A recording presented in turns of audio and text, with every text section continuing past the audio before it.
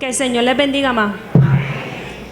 Agradecidos estamos de poder llegar a la casa de Dios para honrar su santo nombre. Alabamos y exaltamos su nombre porque su gloria es sobre la tierra y los cielos. Alábenle todos sus santos, los hijos de Israel, el pueblo a él cercano.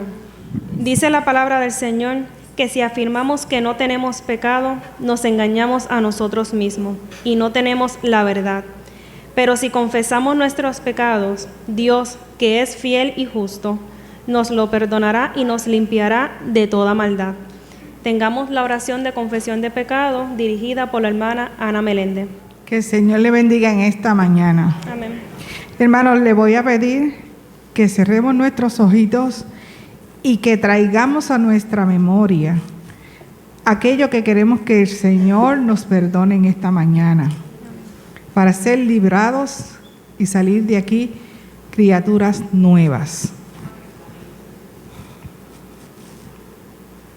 Señor, ante tu presencia estamos en este momento. Traemos a nuestra memoria lo que hemos hecho que a ti no te agradó. Señor, pedimos tu perdón. Pedimos, Señor, en esta mañana que tú restaures nuestras vidas, Señor. Que tú nos llenes con tu Espíritu Santo, Señor, y que nos capacites, Señor, para seguir adelante, Señor, en esta mañana. Señor, te pedimos con nuestro corazón contrito y humillado, Señor, que tú nos perdones. Perdónanos, Señor. Ayúdanos, Señor. Dirígenos, Señor. Que seamos, Señor, como estudiamos en esta mañana, apóstoles, Señor, que llevamos la enseñanza, Señor, tuya, con nuestros corazones limpios, nuestro espíritu limpio, Jesús.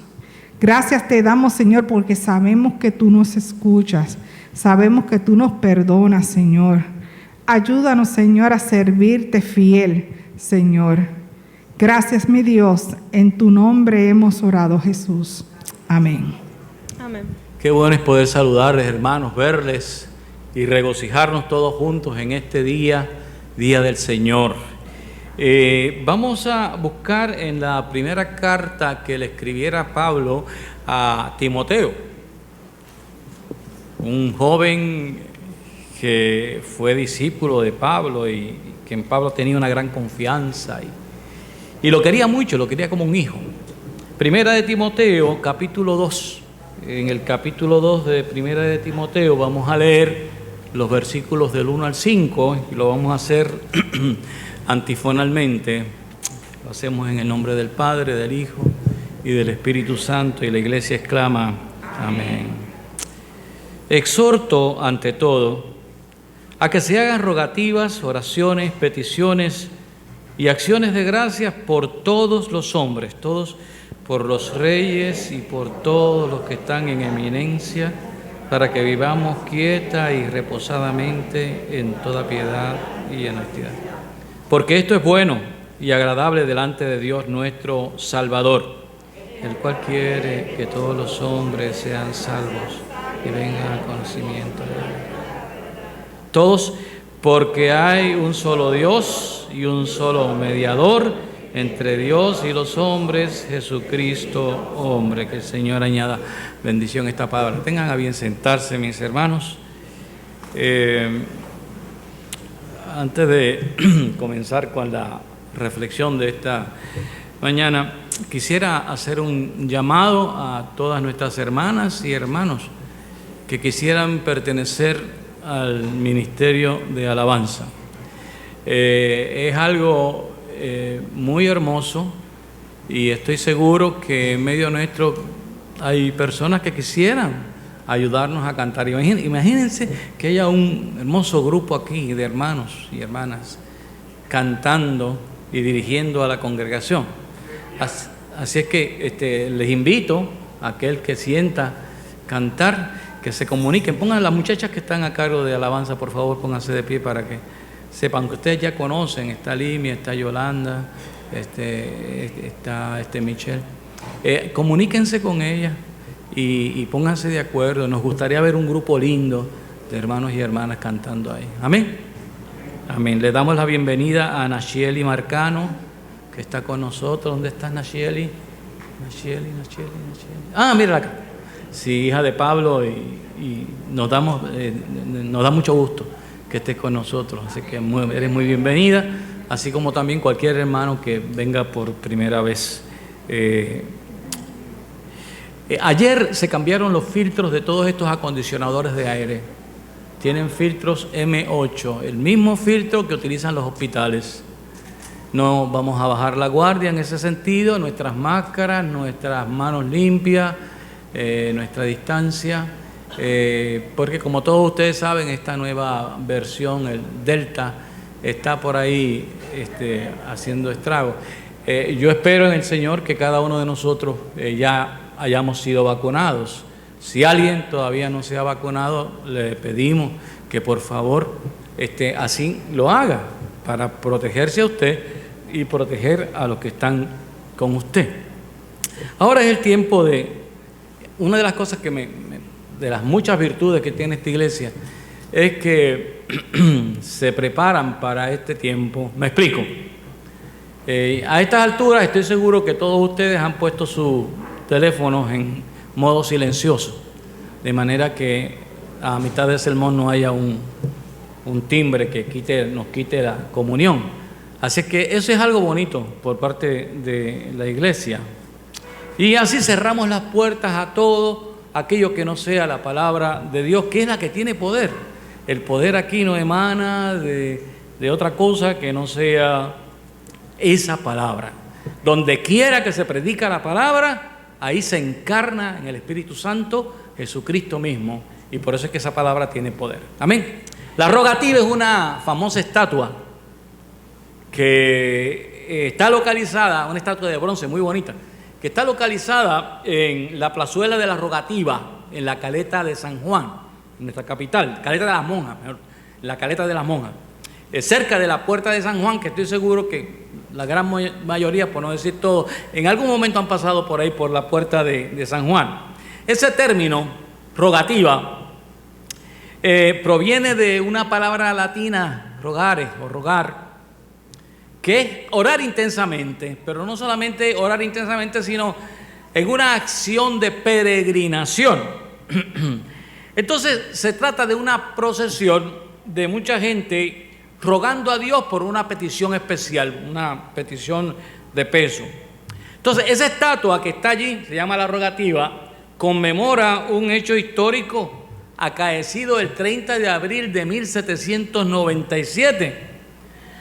Las tropas inglesas estaban en el litoral, en las costas de San Juan, ahí bloqueando la entrada al puerto de San Juan.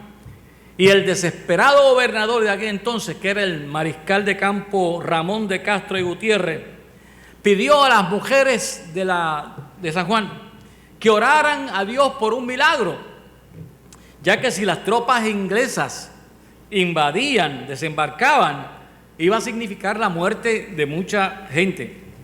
Y esa noche el obispo, junto a las mujeres, con antorchas en mano, hicieron una procesión por las calles de San Juan, y las campanas de la iglesia comenzaron a tañer. ¿Qué efecto surgió esa gestión? Bueno, a los ojos de los ingleses, que estaban de lejos, veían de lejos, creyeron, pensaban que habían llegado nuevas tropas que superaban por mucho a los marinos. Para los ingleses, esas luces que ellos veían en la costa y el sonido de campana significaba que se estaban preparando para defender la ciudad. Al amanecer del 1 de mayo, la flota inglesa había abandonado la costa, había desaparecido, y así también el peligro de una invasión inglesa. Cuando visite nuestra ciudad capital, bájese y camine y esas calles y vea ese monumento. Y me llama la atención lo siguiente. La mayoría de nosotros consideramos la oración como algo personal. En este caso de la rogativa fue una oración colectiva. Y miren cómo el Señor, Dios, tiene muchas maneras de operar. En ese rogar de ese pueblo, en esas antorchas, en ese tañir de campanas, los ingleses pensaban que se estaba preparando la ciudad para darle una pela a los ingleses, y ellos entendieron que mejor se iban antes de perder muchas vidas. Poder de Dios en medio del rogar a Dios. Ahora, me llama la atención que nosotros consideramos la oración como algo personal. Por regla general nos limitamos a interceder por nuestros problemas, por los problemas de nuestra familia o de algún hermano de la iglesia, y eso no está mal, está muy bien, seguro que está muy bien. Pero erróneamente pensamos que los asuntos locales e internacionales son asuntos que nada tienen que ver con nuestra espiritualidad, y estamos equivocados en eso. Olvidamos que Dios nos ha nombrado mayordomos de la creación, de su creación. La palabra mayordomo es una palabra de origen latina, que significa lo siguiente: mayor, más grande, y domus, casa, el más grande de la casa, el más importante de la casa. Por regla general, los mayordomos eran esclavos cultos que supervisaban los trabajos de los demás, que velaban porque las cosas se hicieran bien y le daba cuentas al señor de la casa de todo. De modo que así las cosas, nunca debemos olvidar nuestros deberes para con el Señor de nuestras vidas, que además de darnos derechos y privilegios, también tenemos responsabilidades. Yo soy hijo de Dios y eso es un privilegio que Dios me ha dado. Yo soy salvo y eso es un privilegio que Dios me ha dado. Ahora, como soy hijo de Dios y soy salvo, entonces yo le sirvo al Señor, y esa es responsabilidad y respuesta. El servir a Dios es la respuesta de un pueblo ante el regalo de la salvación, porque yo tengo que dar cuentas a mi Señor de todo lo que haga. Yo soy responsable de lo que Él ha puesto a mi cuidado. Daremos cuenta a Dios cómo empleamos los recursos y los talentos que Él nos ha provisto. Cada uno de nosotros, Dios nos ha dotado con muchísimos dones, con muchísimos talentos. Por ejemplo, hoy estamos haciendo un llamado para el don de aquellos que les guste cantar, que sepan cantar, para que vengan y sean parte de eso. Porque vuelvo y repito, nosotros daremos cuenta a Dios de cómo empleamos el tiempo que Dios nos da y cómo hemos empleado esos dones y esos talentos que cada cual tiene. Pues en esta lectura se nos recuerda nuestra responsabilidad ciudadana y nuestra participación en el acontecer de la sociedad toda, no solamente de la iglesia. Voy a hacer una aclaración. Esta carta no es una epístola dirigida a una iglesia. Esta carta es una carta personal, es decir, es algo íntimo que Pablo le escribe a este joven, pero obviamente se hace ver que hay consejos que son también aplicables a la iglesia y a todos nosotros. Por ejemplo, Pablo insta claramente a Timoteo a orar ¿por quiénes? Por los gobernantes, dando a entender que Dios se interesa por nuestra vida ciudadana y que Él espera que oremos por nuestra comunidad, por el mundo, y que en la medida que nos sea posible tomemos parte también en esa, rogativa, es decir, en los actos de intercesión por los problemas de nuestro país. Hemos caído en la trampa de hacer una dicotomía, de dividir lo espiritual con las responsabilidades ciudadanas, y eso no está bien. Somos cristianos íntegros y debemos participar de las decisiones y de todo aquello que tenga que ver con nuestra comunidad y hacer levantar nuestra voz para bien y para defender los derechos que nos acompañan como ciudadanos. O sea, tenemos que tomar parte de esos actos de intercesión por nuestro país. Por ejemplo, cuando un funcionario público hace mal uso de los recursos de su municipio o de cualquier rama gubernamental, eso nos afecta a todos, no solamente a la persona, sino que todos somos afectados. Cuando se contaminan los acuíferos, que son los depósitos de agua natural de nuestra isla, ya sea por farmacéutica o cuando se depositan las cenizas contaminantes de una central eléctrica, eso no es solo problema de Guayama y no es solo el problema de Peñuelas. Eso es un problema de todos nosotros. Cuando se invaden las costas de nuestras playas para construir edificios ilegalmente, como está pasando últimamente, cuando se destroza el hábitat de los animales, eso es asunto nuestro también. No podemos desentendernos de eso, es responsabilidad nuestra. Cuando se deforestan los pulmones verdes de nuestra isla para construir viviendas horizontales, en vez de ser viviendas verticales, es decir, nuestra isla, que es 100 por 35, la mayoría de las áreas verdes y los llanos que antes eran cultivables se han convertido ¿en qué? En fincas de cemento. Cuando realmente los planificadores, desde el doctor Picó por los años 40, sugería que en este país, para evitar que se contaminara con cemento la tierra, se hicieran edificios verticales, porque en un edificio vertical viven muchas familias sin comprometer el terreno. Pero, ¿qué pasa? El afán por el lucro, el afán por el ganar dinero, hace que se destroce nuestra fauna, que se destroce nuestras áreas verdes en aras de lo que se llama el progreso. Entonces hay que salvar los espacios que nos quedan, porque eso nos afecta a todos. Y por esos problemas y por esas situaciones tenemos que orar, hermanos. Tenemos que orar, tenemos que interceder. Tomen, por ejemplo, el genocidio que se comete hacia seres indefensos en el vientre de la madre por medio del aborto, que es un negocio multimillonario. Nosotros no podemos permanecer callados ante tal barbaridad. Debemos orar, pero no solamente orar, debemos hacer acto de presencia, si fuera necesario, en manifestaciones que condenen tan deleznable acto. Yo les aseguro que si en el pueblo de Gurabo se instalara una clínica de abortos, el primero que va a estar allí con un cartelón en contra de eso es José López. Y yo invito a mis hermanos que si se diera algo así, que me acompañen a denunciar esa barbaridad que se está haciendo, porque están matando niñitos inocentes que no tienen culpa. Y eso no es para dejarlo a la trágala. Usted y yo, como cristianos, tenemos que tomar parte de eso.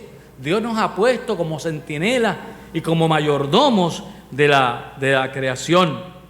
Debemos orar. Y Dietrich Bonhoeffer, que fue un teólogo alemán, fue un pastor alemán que murió en los campos de concentración durante la Segunda Guerra Mundial. Fue encarcelado en el 41 y casi al final de la Segunda Guerra, en el 45, fue asesinado, víctima del bestialismo y de las barbaridades de un señor que el solo nombre da pavor, Adolfo Hitler. Y él escribió lo siguiente, Bonhoeffer escribió lo siguiente, dice: primero vinieron los socialistas y yo no dije nada, porque yo no era socialista. Luego vinieron los sindicalistas y yo no dije nada, porque yo no era sindicalista. Luego vinieron por los judíos y yo no dije nada, porque yo no era judío. Luego vinieron por mí y no quedó nadie para hablar por mí. Es decir, como nadie respondía a cada una de esas barbaridades del gobierno alemán, llegó un momento en que no había nadie que pudiera levantar su... Usted sabe algo, la religión muchas veces es escapista, es enajenante. En muchas ocasiones no cumplimos con la responsabilidad ciudadana y nos refugiamos en una religiosidad pseudopiadosa, en una espiritualidad fatula que fastidia a Dios. Por ejemplo, en Isaías capítulo 1 dice de la siguiente manera: no me traigan más vana ofrenda, el incienso me es abominación, luna nueva, día de reposo, el convocar asamblea, no lo puedo sufrir, son iniquidad vuestras fiestas solemnes, vuestras lunas nuevas, vuestras fiestas, las tiene aborrecidas mi alma, me son gravosas, estoy cansado de soportarlas. Cuando ustedes extiendan sus manos, yo esconderé de ustedes mis ojos, y asimismo cuando multipliquen la oración, yo no oiré, porque sus manos están llenas de sangre. Lávense y límpiense, quiten la iniquidad de vuestras obras de delante de mis ojos, dejen de hacer lo malo, aprendan a hacer el bien, busquen el juicio, restituyan al agraviado, hagan justicia al huérfano y amparen a la viuda. Palabra de Dios. Lo que la palabra quiere demostrar es que no podemos aislarnos en un mundito pequeño y desentendernos de la realidad mundial. Porque este mundo, con sus tensiones, con su estrés, con el terrorismo, con el crimen, con su pobreza, con el desempleo, con su violencia y con su injusticia, es un mundo donde Dios se hace presente. ¿Y cómo se hace presente Dios? No es a través de sus ángeles. Dios se hace presente a través de usted y de mi persona. Dios se hace presente a través de los misioneros que enviamos a esos campos para no solamente enseñarles la palabra de Dios, pero enseñarles un trabajo, para enseñarles a leer, a escribir y a todas estas cosas. Pablo insta a Timoteo a orar por los gobernantes. Debemos orar, mis hermanos, por nuestra alcaldesa, que dicho sea de paso, es hija de nuestro colegio. Debemos orar por nuestros representantes y senadores. Dígame una cosa, ¿usted los conoce? ¿Usted sabe el número de su oficina? Cuando surge alguna situación, si usted conociera el número de teléfono de su representante o de su senador, usted tiene todo el derecho de llamar y decir: está pasando esto y exijo que se trabaje con este asunto. Pero si nos quedamos callados, no estamos haciendo nada. Debemos orar, dice la palabra, por nuestro gobernador, porque ellos necesitan de nuestra intercesión también. Nosotros no podemos aislarnos de la realidad que nos ha tocado vivir. Debemos orar por el gabinete, por los secretarios de cada departamento, independientemente de cuál sea su preferencia política, porque al fin y al cabo ellos están ahí por medio de la mayoría de los votos que ustedes han ejercido, de manera que es importante meternos en esos asuntos sin perder el testimonio, Ahora, volviendo a la palabra, Pablo exhorta a Timoteo a orar por todas las personas, dice el versículo 1, por todos los hombres.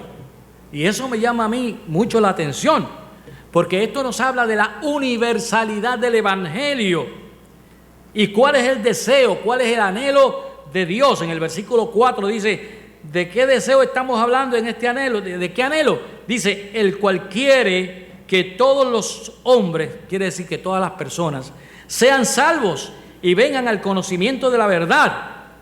O sea, Dios quiere que todo el mundo sea salvo y venga al conocimiento de la verdad. Qué cosa más maravillosa lo que dice Pablo. O sea, que no es un pequeñito grupo exclusivo que se va a llevar el galardón de la salvación. El deseo de Dios es que todos sean salvos. ¿Y cómo se hace eso? ¿Cómo nosotros como iglesia podemos ayudar a que todos sean salvos? Hay una sola palabra: testimonio. Testimonio. Sencillo. Sin alborotos, sin quitarle la paz a nadie, sin sermonear, sin hacer alarde de ser disque cristiano. Pablo deja ver que por medio del amor y el perdón de Dios, todos los que están, todos son los que se conocen. Hay un término en latín, el término es capax Dei. Capax Dei quiere decir, significa que todos los hombres son capaces de recibir a Dios, que todas las personas son capaces de recibir a Dios. Y ese es el anhelo de Dios. Los seres humanos podrán estar perdidos, pero pueden ser encontrados. Los seres humanos podrán ser ignorantes, pero pueden ser iluminados. Los seres humanos podrán ser pecadores, pero pueden ser salvos. Y eso es algo que nos toca a nosotros. Yo recuerdo con mucho cariño en mi temprana juventud, en mi pueblo de Aguas Buenas, en las escuelas de antaño se celebraba el Día de las Naciones Unidas. No sé cuántos se acuerdan de eso. Los estudiantes se vestían según la usanza del país que le asignaban y se hacía una marcha por las calles de Aguas Buenas, algunos vestidos de europeo, de francés, de italiano, como fuera el caso. Y los vecinos salían y aplaudían y celebraban. Era algo muy vistoso, muy bonito. En mi pueblo no había banda escolar, pero eso se resolvió cuando en cada casa que hubiese un radio o un tocadisco, ellos lo llevaban al balcón, lo ponían en una mesita. Entonces, desde cada casa se escuchaban melodías que amenizaban ese desfile. A veces eran marchas, a veces merengue, a veces guaracha, qué sé yo. Pero estaba todo ese desfile, estaba musicalizado desde los balcones de las casas de cada ciudadano, que conforme a su capacidad colaboraba para enriquecer esa experiencia. Entonces es precisamente ese esfuerzo ciudadano lo que mejora nuestra calidad de vida. Si alguien en medio de la congregación es asambleísta de cualquier partido, qué bueno que tenemos personas serias, responsables, que nos representan y tienen una fe. O sea, no podemos demonizar la política. La política es algo necesario en medio nuestro. Lo que tenemos que hacer es velar quién se encarga de ello. Pero necesitamos gente responsable. Entonces, qué bueno que hay miembros de nuestra iglesia que pueden hacer ese trabajo, porque van a sembrar ahí una moral, van a sembrar ahí un testimonio, una ética. Entonces, eso es precisamente lo que mejora nuestra calidad de vida. Y no es fácil. Ahí es que se ve la guerra entre el mundo y la iglesia. O sea, hemos visto las experiencias cuando un cristiano se levanta para denunciar tal o cual cosa, ya ese es fundamentalista, ese, tú sabes, cuando realmente nosotros vivimos por la palabra del Señor, no por otra cosa, ¿verdad? Por la justicia que el Dios de nuestros antepasados y el Dios nuestro a través de su palabra nos habla. O sea, Dios quiere que usted se inserte en la comunidad, pero para hacerlo bien, para hacer testimonio, porque la presencia de un verdadero cristiano que no se contamine con las costumbres ajenas a su fe es lo que nos puede sacar del atolladero que se ha creado precisamente por la enajenación y el desinterés en nuestras responsabilidades ciudadanas. También aquí Dios pregunta, como en Isaías capítulo 6, versículo 8. Dios le pregunta, ¿a quién enviaré? ¿A quién enviaré? Ahora, yo pregunto en esta mañana, y con esto termino, ¿cuántos podrán responder, heme aquí, Señor, envíame a mí? Les dejo con esa invitación para que seamos integrantes del quehacer social, cultural y político de nuestra comunidad.